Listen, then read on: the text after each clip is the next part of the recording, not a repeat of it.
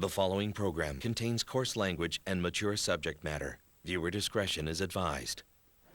I don't see any fellow Muslims. The cabbie told me that in Winnipeg there were many Indians. He meant First Nations. Shh. Here we are. Excuse me. Hi, we gotta get in there. Hello. Excuse me. Sorry. Hi. Oh my gosh, this is so exciting. It's the CBC Winnipeg Comedy Festival. Don't you just love stand-up? Oh, yes. When those comedy fellows, when they tell their jokes, it really makes me laugh. Well, I hope women make you laugh, too. Women comedians? Yeah. Oh, that is so funny. Very good one. You know, you should be a comedian, Ryan, if you're not an affront to God. Bobber, I'm totally serious. We're here because this is a showcase of women comedians. Well, I forbid it. Oh. Decadent Western foolishness. Sorry. If God intended women to be funny, he would have made them men. Right. Sorry. You know what? I see an empty seat right up in the front there. I think I'm gonna go grab it. But, Ryan, it's not that much closer to the stage. No, but it's that much further from you. You have a good time. Excuse me, I gotta... Sorry about this. Oh, sorry. Gonna go. What are you looking at? From Winnipeg, Manitoba, where you can wear mukluks and still be a lady, the CBC Winnipeg Comedy Festival presents Women on Top. Now, please welcome your host from Little Mosque on the Prairie, Satara Hewitt.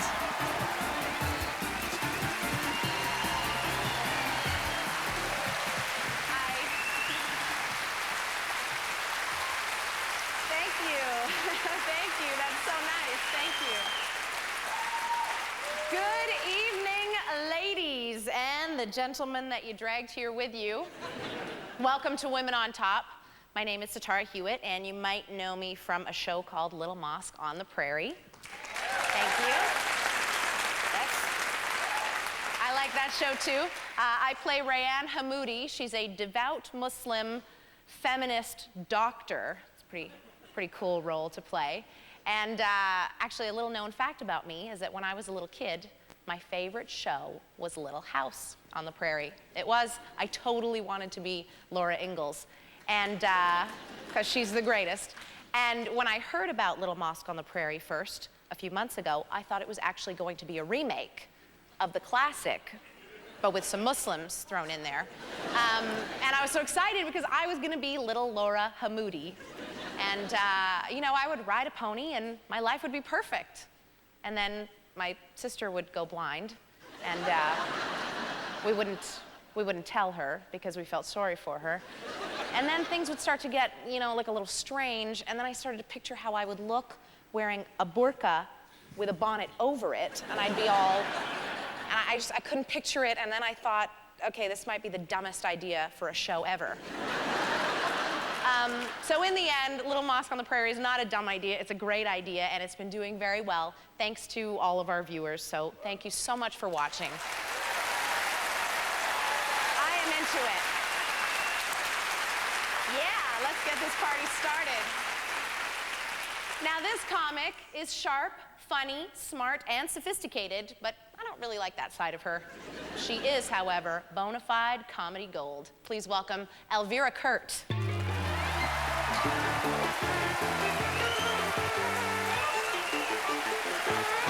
you, Winnipeg. And Satara, delicious, if I may say. Hard to believe we have someone here from the hit CBC show. Man, a hit CBC show, something I never thought I'd hear in my lifetime.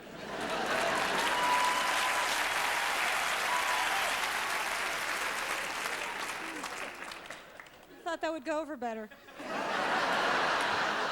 It's crazy. Is the world not crazy? It's a crazy time, you know? I feel guilty when I travel. That's why I'm feeling bad. I feel guilty, you know? I get on the plane to fly here, and all I think about is, oh, the ice caps. What am I doing to the ice caps being on a plane? And, you know, the polar bears and floundering, and they can't get their Diet Coke or whatever, you know?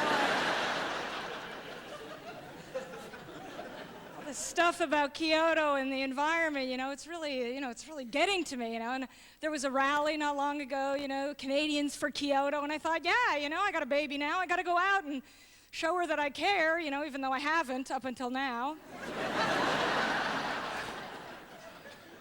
And, so there I am with everyone, all of us Canadians. I know everyone's doing it every city. We're marching to our, our government, our city government, and we're circling the building, and we're shouting our rage, right? On Sunday.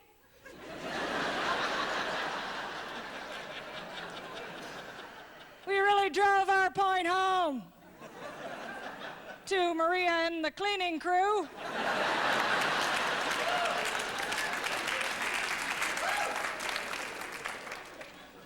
Of course, she's all waving at us like, yeah, I'm pissed off too. In my country, I'm a heart surgeon. And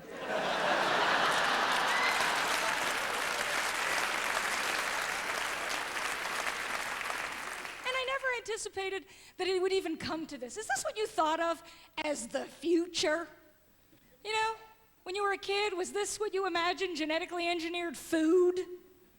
Right, worrying about that. I imagined, self-propelled jetpacks,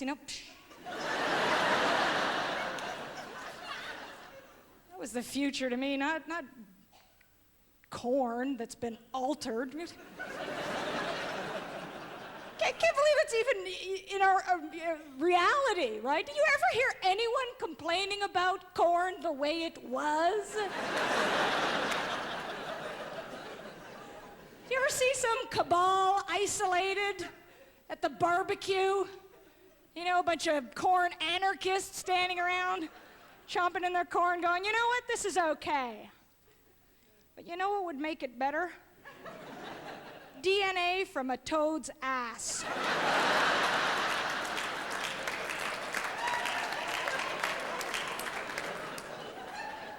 that would really improve the flavor for me.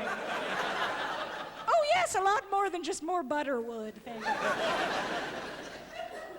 But do you know that if this is what the future has come to now, who even knows what's coming? If we didn't anticipate this, who knows what's after this? Right? Do you know that it's not inconceivable within our lifetime to be staring down at the disbelieving faces of our incredulous grandchildren as they stare back up at us and go, right? You mean to tell me you ate food that came out of the ground? Like from the dirt? Do try to be not too cynical when you look back at them and say, yes. And has Grandma ever told you what a beautiful blue eye you have?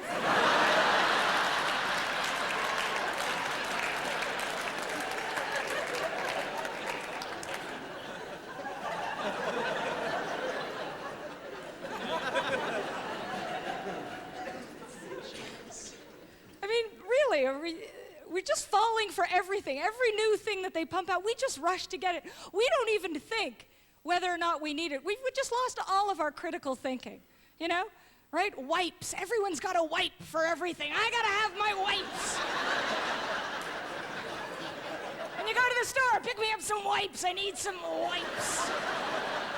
I'm out of wipes. Possibly wouldn't even enter my mind anymore to simply take a dry cloth, walk all the way over to the tap. Thank you very much, everybody. You've been great. Thank you.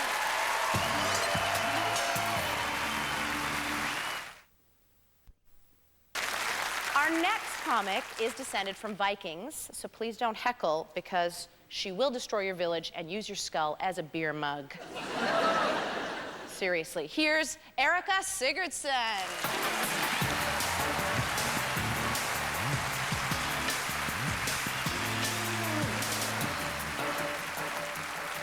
Thank you, Winnipeg. This is so much. I spent my whole day shopping today in your city because I'm good with money. And I found myself in a drugstore and I'm cruising the aisles and I notice now they sell pregnancy tests in 2-packs. I know, 2-pack. I'm like, whoa, learn your lesson, slutty Magoo.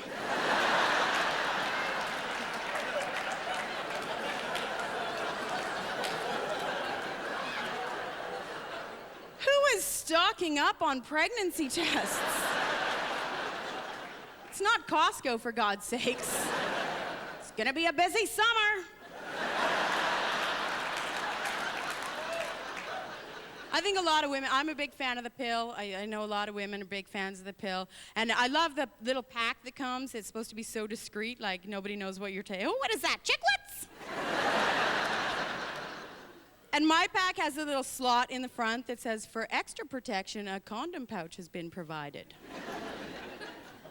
Well, that's a handy little whore pack for the weekend, isn't it?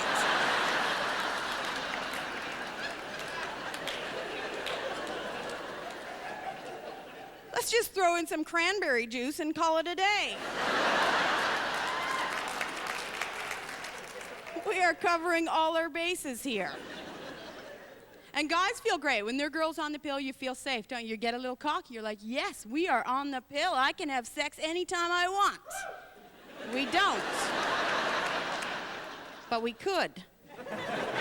That's weird. What could go wrong? She's on the pill. A lot can go wrong. Any guy who's dated a girl on the pill has at one time heard her staring just blankly down at her pack of pills. Is it Thursday?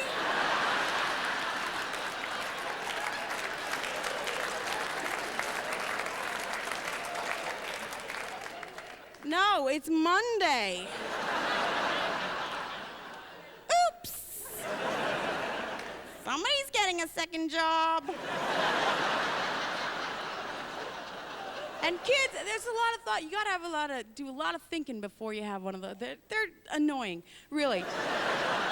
I was in the mall today. This little kid just beaking off at his mom, and I'm looking at the mom, and she suddenly turns around and smacks her kid right in the middle of the mall.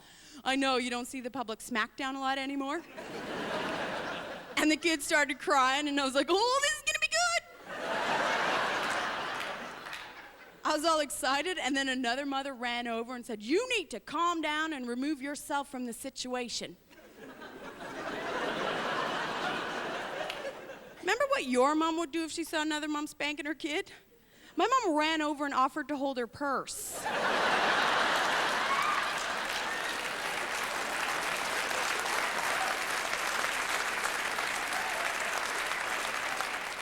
She was always trying to tag in. Because kids now are coddled. Like, they're coddled today. 85% of kids get driven to and from school every day. We didn't ever get driven to. There could be a pervert on the loose. My mom would put my shoes on the wrong feet and dress me funny. Good luck.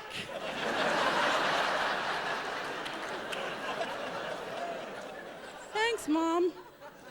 Now everything you feed your baby has to be organic. You have to have a free-range baby. That's the rule. It's got to be let out and play with others. And you see the moms in the health food store, they're pushing their kids in their carts, and they've got that look on their face, their head-to-toe yoga gear, like they might break into like a pose at any second. And the kid's in the cart, and he's kind of wobbling around because he's never had white sugar.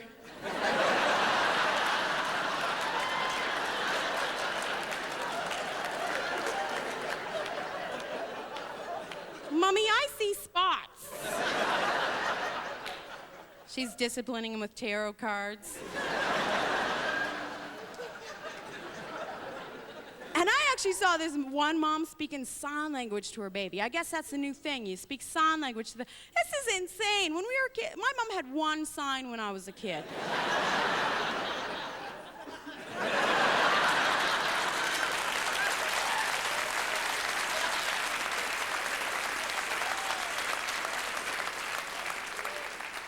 When you knew you went too far. But now they're teaching, and if I had a baby, and I taught her sign language, I wouldn't teach her stuff like, I'm hungry, or I want to cuddle, or let's have a bath. Whoa, whoa, whoa, whoa, whoa, whoa, bossy baby. Mommy is having a drink.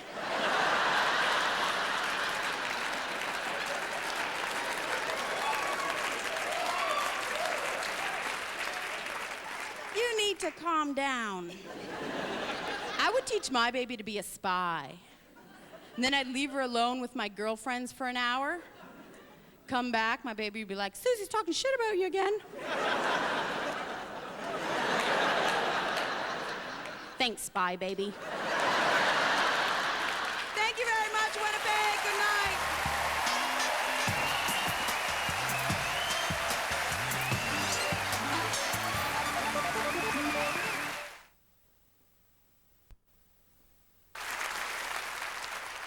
Our next comic hails from New York, a city that's often called the Toronto of the USA by Torontonians. Let's hear it for Leanne Lord.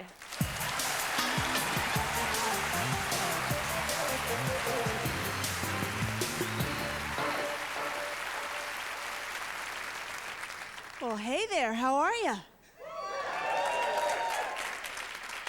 Oh my God, I gotta tell you guys, I so love coming to Canada. I do.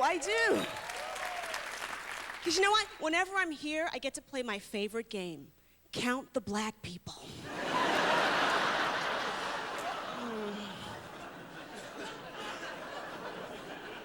I don't know, maybe you do have a lot of black people and I just can't see them because they're ashy. I don't know. I was walking around today and I did see a few black people and I was so excited. I was like, hi! Are you lost? They're like, no, we live here. The meeting's on Tuesday. Okay. Oh, man, I love you guys. You know what I love about you guys? You are so serious about your hockey. Oh, yeah, oh my gosh. You know what? Somebody actually told me that hockey is so popular here that the kids are born with ice skates on. Yeesh. Guess you're getting a C-section whether you want one or not. You know what I also love about you guys? You guys know so much about America. You know, I bet you don't know this, no. Did you know that George Bush Sr. was known as the education president? You know, by the way things are going, I think Junior has a real good shot at being the special education president, don't you think?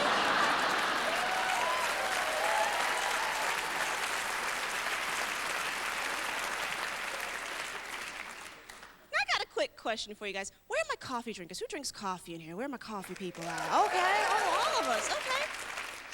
Now, are you going to Starbucks? Do you do Starbucks? Oh, yeah. Some of you? Okay. Wow, thanks.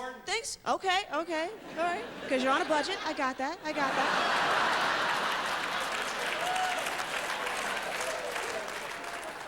You know what I hate? I hate when I see kids in Starbucks drinking coffee. You know what? I'd rather see them at a bar doing shots. Because they can get help for that. There's no 12-step for coffee. There's no Coffeeholics Anonymous, like, hi, my name is Ashley, I drink espresso. You're not gonna say that. Because you know what, my parents, when I was a kid, they didn't let me have coffee. Actually, you know what, I was about 4 years old, right? And I begged so much, my dad gave me a cup of straight black coffee. I was wide awake till junior high, I never asked again.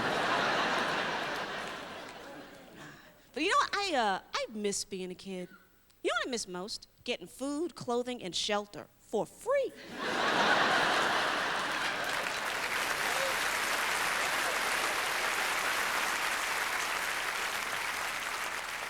You know what my favorite thing was when I was a kid? My favorite thing was scary movies, man. And I say that because my favorite scary movie was just on last week. I can't believe they aired it again. Blackula. Oh. I know, right? It's such a politically correct title for a movie, isn't it? Let's make a movie about a black Dracula. Call it Blackula. I guess Count Chocula was already taken.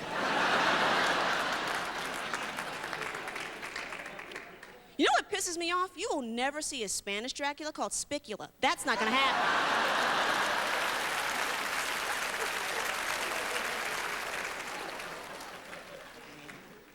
You know, though, I will say this. I think the hardest part about being a kid is when you grow up and you realize that your parents are people too.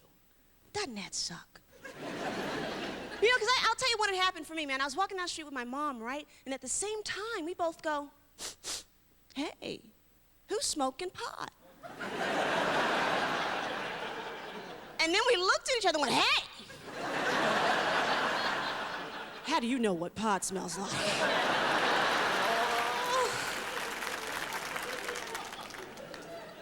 And because I was always the late bloomer among my friends. Do you guys know what I'm talking about? You ever see these girls now? They're like 12 years old, but they look 18. Yeah, I was 18, looked 12. Oh my gosh, man. When I was in high school, I was still wearing a training bra. All right, it was a headband, but don't tell nobody. I actually used to pray every day that America would convert to the metric system. Yeah, because in my mind, I was like, you know what? 32B means nothing, but 804 centimeters will knock a brother out.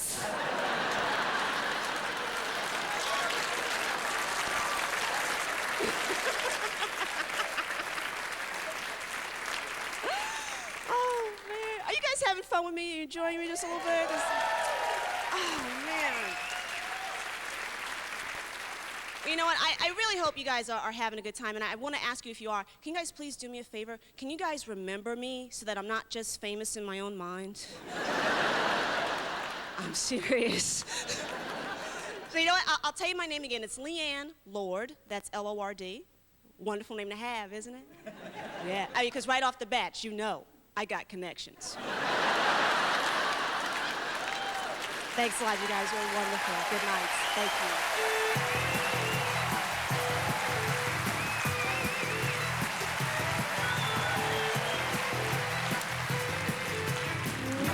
Well, that's it. That is our show, and all you men out there, I hope you had fun. Yeah? Yes, I'm sure you did. I'm sure you did, because as usual, it was the women doing all the work. Thank you, everyone. Good night.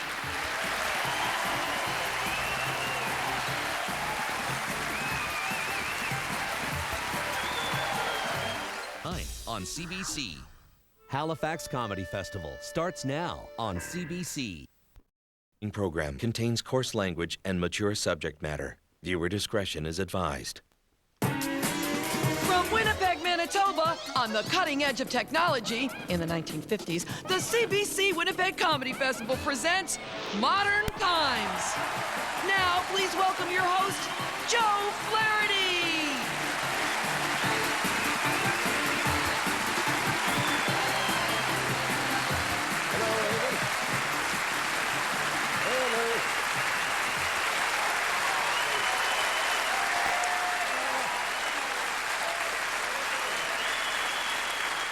Thank you. Tonight, we look at modern times. In the 1930s, Charlie Chaplin made a movie called Modern Times, and look at him now, dead. Progress isn't always for the better. Used to be doctors would make house calls. Now you're lucky if the doctor makes a hospital call. And Health Canada has a new slogan, time heals all wounds.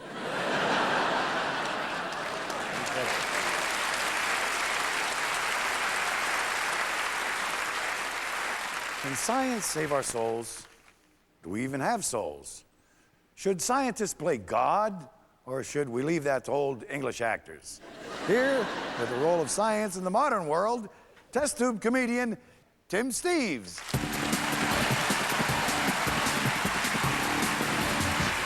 Hey. Thank you. How you feeling, Winnipeg? Yeah, baby. Can science save us? It better, because the kids are getting so fat, they're not even going to live long enough. You know what I mean? Have you heard this latest thing? Yeah, the children aren't going to live as long as us now. You gotta get a drug for that, man, I think. You know what I mean? Everything's a pill. I'm on Lufesta tonight. It's for comedians going to festivals. I hit the Lufesta hard. Side effects include heckling, shortness of set, and bad timing. If I experience laughter over 4 hours, I'm supposed to consult a mime immediately.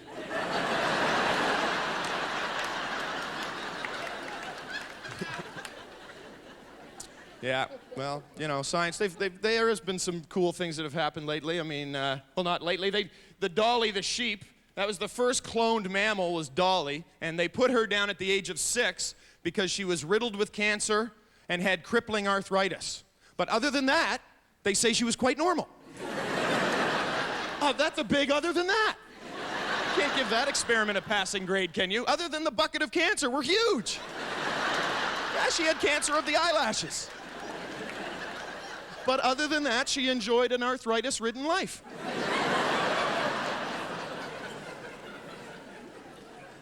The first cloned mouse died of old age in her sleep. That's what the press release said, in her sleep. What kind of rookie scientist had to sit bedside on that one? Yeah, when you were finished sponge bathing that rat, see if Cloney's dead.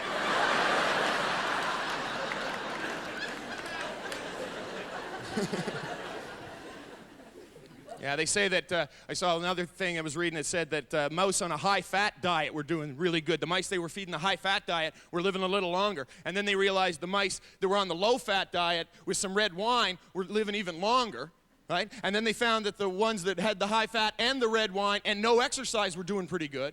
And then pretty soon they're going to find out we aren't mice.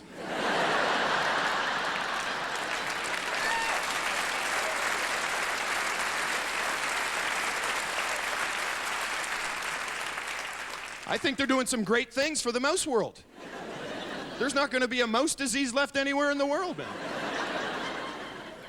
I prefer studies that involve my own species. Those catch my attention, you know. Like they say if we eat more than 12 hot dogs a month, it could cause cancer. I'm thinking, yeah, you're eating a dozen dogs a month, cancer will be a relief from your crap life. They gave a woman in France a face transplant. Did you see that story? Just slapped a new face on her. That was a shitty Travolta movie 5 minutes ago. Now they're just pulling that off. Did you hear the story? You know why she had to have a face transplant? Because she took some pills to have a nap. And when she woke up, she realized the dog had eaten her face off. No, that happens, right? I mean, you're gonna have a dog, you run the risk, right? She went to light a smoke, and it kept falling out of her non-face. She went to the mirror and, oh, look what's... The dog ate my face. That is just bull, man. Probably not. We've all had a couple of cocktails and crashed, but if the dog starts to eat your face, you're out! Like that! No! Bad! Don't eat my face!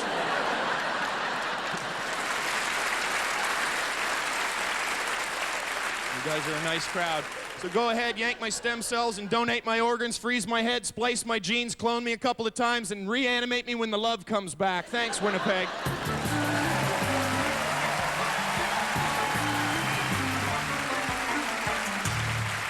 If anyone knows how rapidly change can occur in this modern world, it's our next guest. In just a couple of years, he went from harvesting fields in southern Manitoba to sowing his wild oats all over Toronto. Please welcome Trevor Morris. How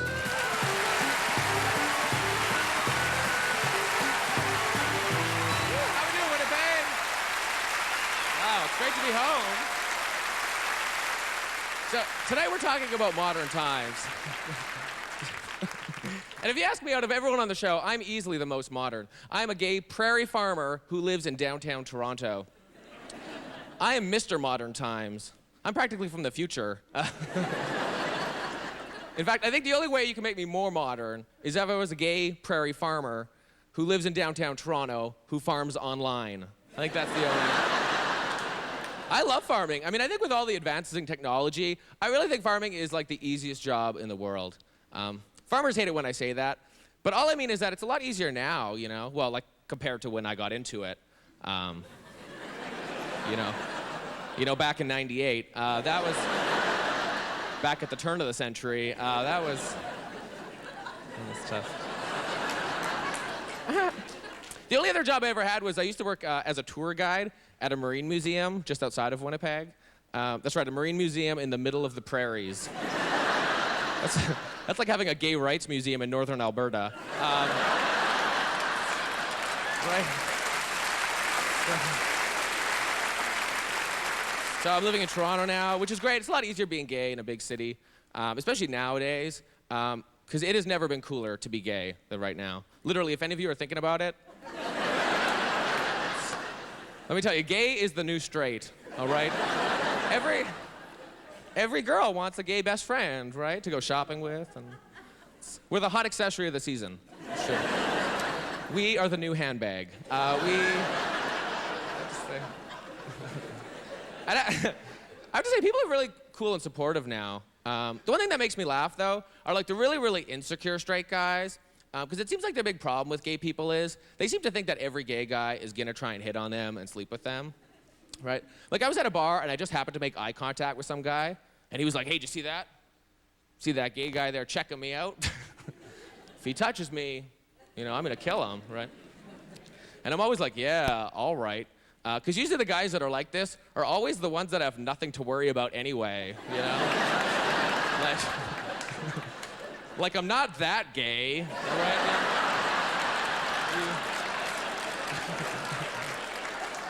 My parents definitely aren't modern. My dad, he still loves going to garage sales, and he will buy anything just as long as he thinks he's getting a deal.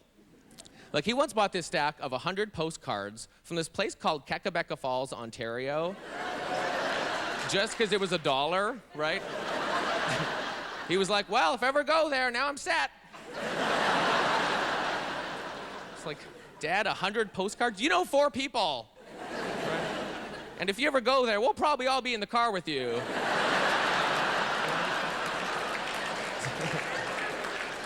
I can just see that. "Dear Trevor, we're having a great time."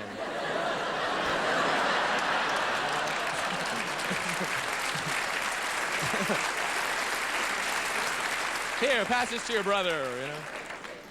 But my favorite was he once went to a garage sale and drove home in an electric golf cart that he bought. Of course, he's never played golf, right? I was like, "Dad, what are you doing?" He was like, "Well, I got a great deal." I was like, "But what on earth are you gonna do with a golf cart?" And he literally said, "Well, I was thinking I would ride it in parades." I'm like, "You don't drink enough to be a Shriner."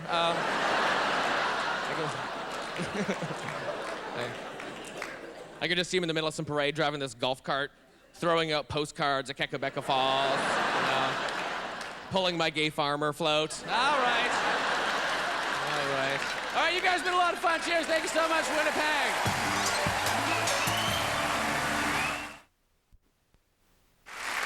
Our next guest will tell you everything you ever wanted to know about risk, but we're afraid to ask. Please welcome Tim Nutt.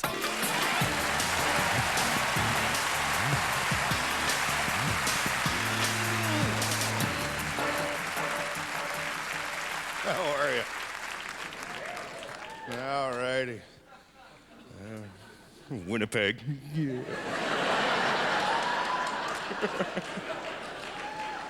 I don't know how you're doing. These days, I'm getting angrier and angrier.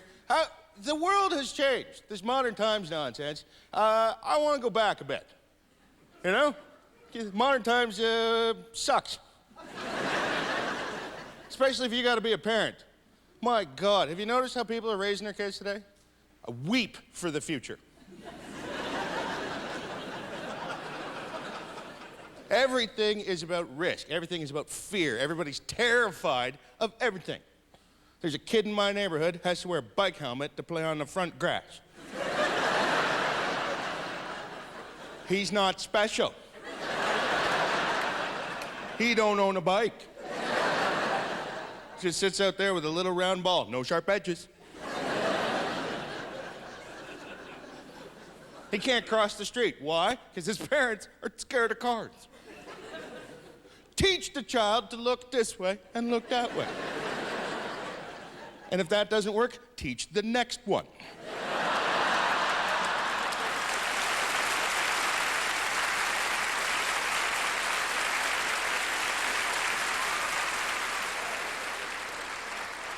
Overprotection. Everybody's afraid of everything. He can't go outside without his coat on. It's wintertime. Let the kid go out without his coat. He'll be back. I don't want to wear my mitts. Have fun. I have frostbite. You want your mitts now? I lost a finger. Now you can teach shop.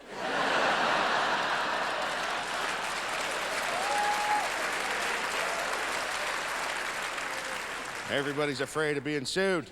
Everybody's afraid of taking any responsibility for their lives on any level. It's not my fault. I didn't do it. It's genetic.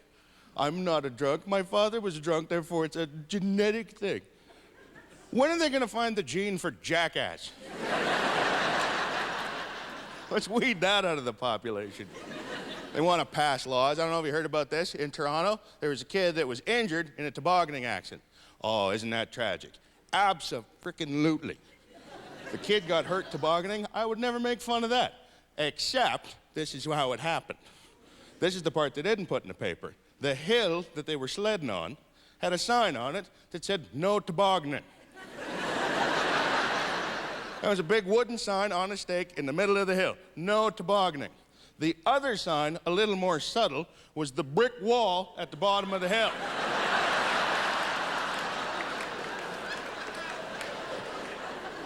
Instead of going to the parents going, what exactly is it that's wrong with you? That you missed the two signs.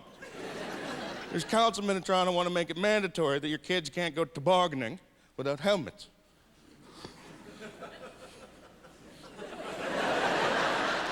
Anybody want to put their hand up on who wore a helmet when they were tobogganing?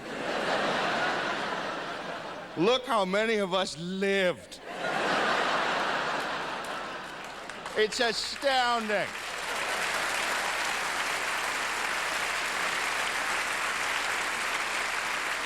They say the world is becoming so much more dangerous. Why are we taking away the tools of common sense from children as they go into this world? If it's dangerous, teach them that there are dangers and how to get around them.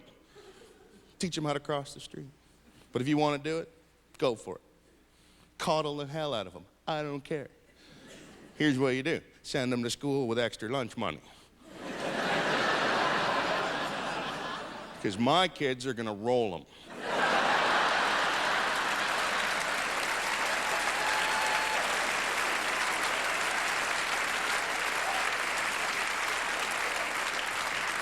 It's that or a paper route, and I'm not getting up at 5. You guys been a lot of fun. Take care. And now, a message from Sctv President, Mr. Guy Caballero. Yes, thank you. Thank you. Hi, everybody. Well, boy, it's been a long time since I've been in Winnipeg. I hope you've been keeping busy. What have I been doing? Time in a Mexican jail. Yeah, wasn't all bad. I learned many useful Spanish phrases like, hello, how are you? And for the love of God, make the pain stop. But don't pity me because I've had bad luck. Pity me because I'm old. In a few years, I'll actually need this thing. Well, my memory's not what it used to be. I take naps, and when I drive with my turn signal on. But I'm also wiser, and I never lose my car in the parking lot anymore. It's the one with the turn signal on. You know, when I was a kid, TiVo was a Bulgarian hunchback who did odd jobs around the neighborhood. MySpace was where your creepy uncle wasn't allowed to touch you. And porn site was a place under the mattress where Dad kept his Playboys. Anyway, I think this is a fine show. And speaking of fine shows, introduce your kids to SCTV. It's on DVD. Yeah, but look, I can sell you some of the originals on beta, cheap. All right? Meet me in a parking lot by the trunk of my car. It's the one with the turn signal on. Oh, that'd be me. Oh, geez, see everybody. Well, here with his take on technology, the man, the myth, the website, that Canadian guy, Glenn Foster.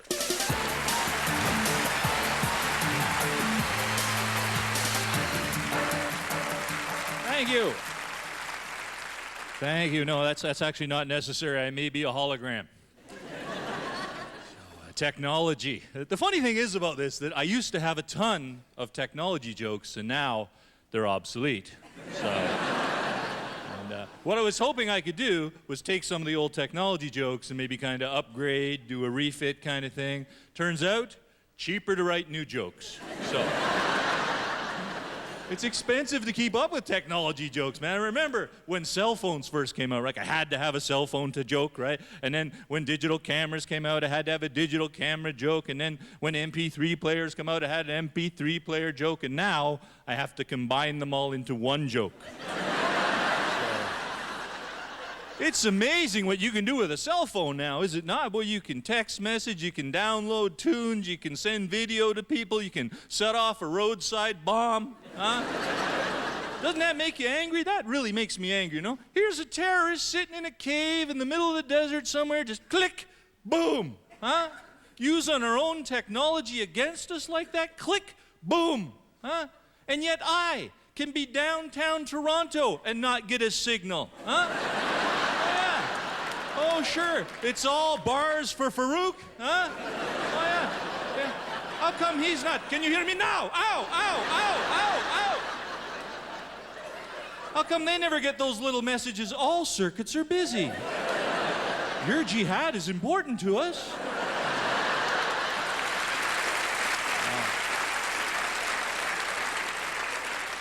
You know, the internet has changed my life. I mean, I met my wife on the internet, yeah? Who says porn is a bad thing? Huh? I'm not kidding. You know, I met my wife on the internet. I run my business on the internet. Oh, I bought my kid on the internet. No, that's horrible. Kidney. I bought a kidney from a kid. I don't know, all this technology, I don't think it's making us any smarter. In fact, I know myself, I'm becoming a techno-retard. Honestly, I can't even write my name anymore because I type everything. Huh? All my phone numbers are in little electronic diaries here. Are you saving memory, folks? That's critical. Huh? I'm saving so much memory, I can't remember anything anymore. Speed dial, I love that one-button power dial. I don't want to clutter up my brain with 9 extra digits to carry around. I could be using that space for, gee, what's Brittany up to today? You know? Speed dial, it's the best while you have the phone, eh? Oh, it's great. You go, I'm going to call Tom, beep, beep, beep, beep, beep. I'm going to call Jim, beep, beep, beep, beep. Then you're out somewhere without your phone. I'm going to call... Sitting at a payphone like a moron. Hang on. Beep, beep, beep, beep, beep, beep. Wait, I know the tune. Hold on. Beep, beep, beep. Beep, beep, beep, beep, beep, beep. Beep, beep, beep, beep, beep, beep. Oh, it's my bank code. That's my bank code. My life has been reduced to a series of beeps. It's not even numbers anymore, just beeps you have to carry around. Pretty soon my life would be like this. Up in the morning, alarm clock, beep. I'll be out somewhere, some try to call. I'm not home. They have to wait for the beep on my answering machine. Now my beeper goes off, beep, beep, beep, beep, to tell me they called me. Now I have to beep, beep, beep, beep, back to my phone, to my own answering machine, wait for the beep, press another secret beep to get my message back, play telephone tag all day long, beep, beep, beep, beep, beep, beep, beep, beep, beep, beep, beep, little Japanese car, beep, beep, beep, beep, on the phone, get in an accident, die, and just to rub it in, beep. Thank you.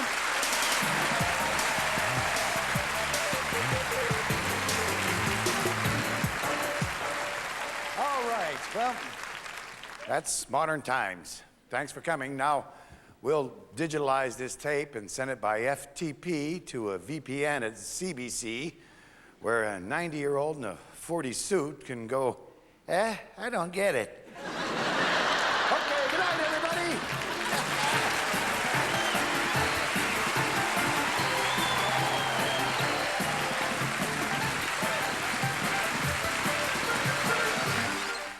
On CBC. The Rick Mercer Report starts now on CBC.